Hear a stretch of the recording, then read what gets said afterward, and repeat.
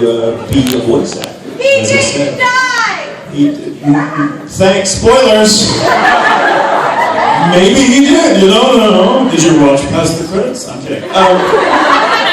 But thank you, I hope that answered your question. I'm not even sure what the question was anymore. See how I go on? Hello! Hello. Can you tell us your favorite anti-British joke in your France voice? My favorite anti-British joke? Here we go with the favorites.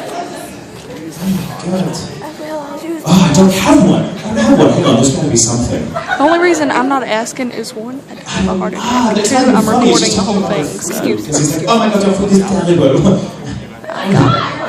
Only the English would come up with a dessert called spotted dick.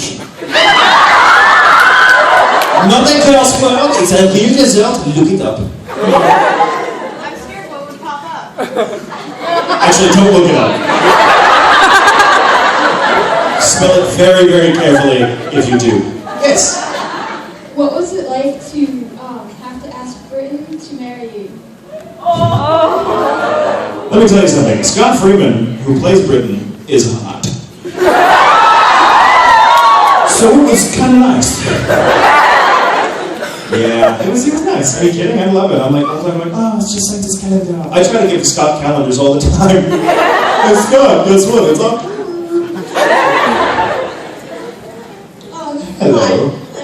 Hello. Yes, you're on the spot.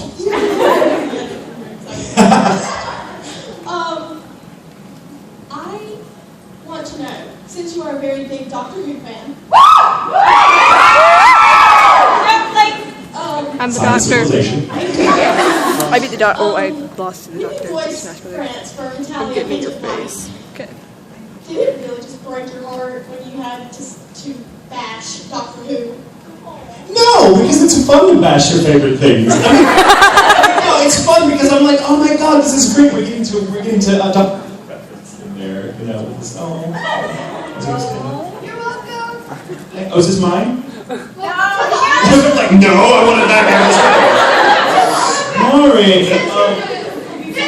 No, it's fun. Here's the thing. My feeling is, if you can make fun of something, that means that something is very profoundly important to you. And if you can make fun of something, that means that something has arrived enough to where you expect other people can get the joke. That means it's very popular, and so I love it. I love that Funimation feel, and that J Michael, who wrote those scripts.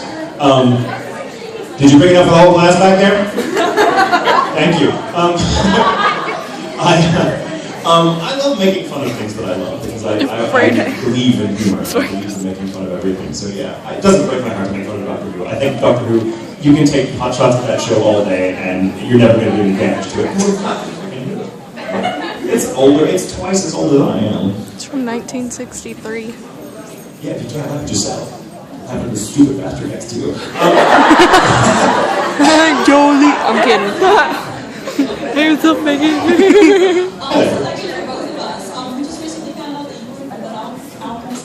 Yes. I do Scar's voice.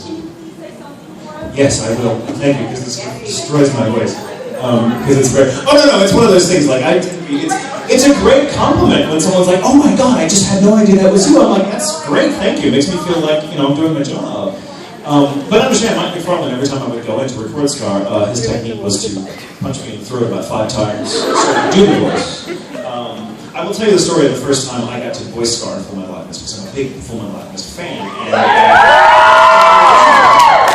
the original series wrapped before I became a voice actor, so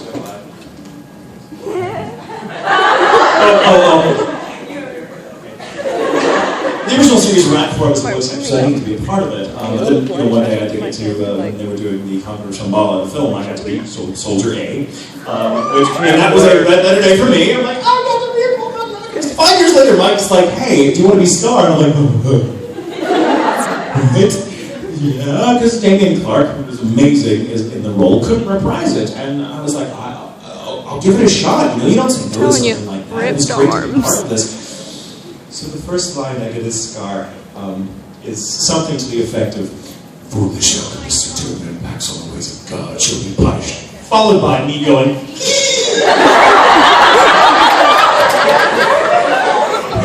so there, do you believe me now? Brandon, he's not helping the fact. Are you a stuck? If so, could you try and voice Airden? stuck. I'm afraid. Thank I'll God. have to get back to you on that one. No, What's the don't character? give. Arian? Airday. I'll look it up. No, I see the cosplayers from Homestuck every con I go to, and I just have not had a chance to dip in yet, so I'll Show? Dude, like, Yes. yeah, no, it's a comic. How is there a voice actor? What has to be your Someone's worst fan convention voice actor. experience? That person always Was gets written us. in UK. I am standing right here. You're like, well, this guy for starters, oh my god, worst handler ever. We love it. I don't know. To be honest, I've never had a really bad experience. I mean, I'm sure. Now, granted, having said that, I have a pretty high threshold for bad experiences. So it takes a lot for me to be bothered by something because I'm just generally not that kind of person. The funniest could have been bad, but turned out to be okay convention experience was I was at Colossalcon a few years ago, and a tornado hit in the middle of the night. Now, I'm from Texas. That means it's Thursday. So tornadoes, I'm like, oh, tornado? Pain in the ass. But in Ohio, where tornadoes do not strike very often, something as small as an F1 is a big deal because people have no frame of reference for what it's like, and it can be very frightening. I mean, it just is. If you've never been through one before, you're like, oh my God, the finger of God is coming down to demolish homes and people and lives. And it's, so I'm like, oh, it's an F1, it's nothing. I'm from Texas. This is like a park in an elevator. It's unpleasant. I don't want to live. Brandon, you know what to tell her, right? She forgets. It's the middle of the night, it's 3 a.m., but on Saturday, so everyone was up. And they ushered all of us into these corridors at this resort, which is this wonderful. Who here's familiar with Colossalcon? One person, okay. You have to imagine being held in this really fantastic indoor water park / petting zoo. That's very cheesily but beautifully African safari themed. And there's only 2 or 3 floors, so they connect. So it's what it lacks in height, it makes up for it in sprawl, and which is great because it means you have to wait for elevators. But it means it also has these really creepy basement corridors with like exposed piping and brick everywhere that connect all the different areas of this park, of this resort.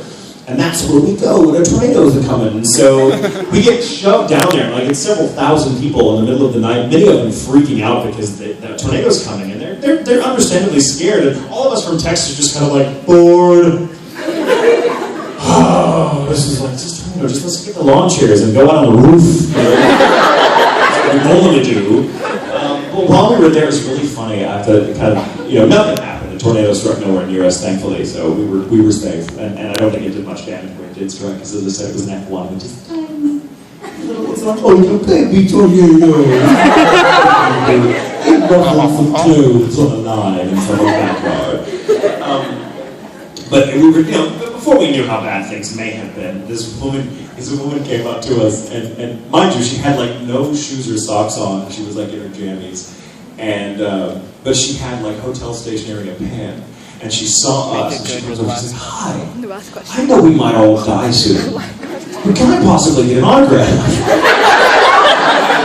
think to myself, this is a woman who, in the middle of the night, is wrenched out of bed from storm alarms and security going, "There's a tornado, get out of the storm cellar, Dorothy," whatever. And she runs out of bed, leaving luggage and shoes and socks behind, but has the presence of mind, on the off chance of running into some of us in this very, very ponderous basement, stationery and pen. And so I was impressed enough by that you better believe I signed. I was like, absolutely, hope we don't die, and I had a little picture of a tornado.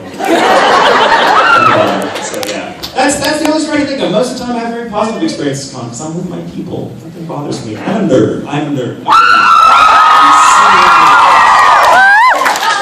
I did get stuck in an elevator once, but I was stuck with a really hot guy, so it could have been worse. Could have been a lot worse. I think we have time for one more question, and I have to wrap it up so we can do and we already have picks, so you get the last question. Oh, I hope it's good. Oh yeah, you're gonna like this one. Okay, so I have a request for a friend. Could you, in France's voice, say that England looks sexy in a miniskirt? Megan, you got this! England looks so damn sexy in a miniskirt. Best shit. All right, thank you all for coming.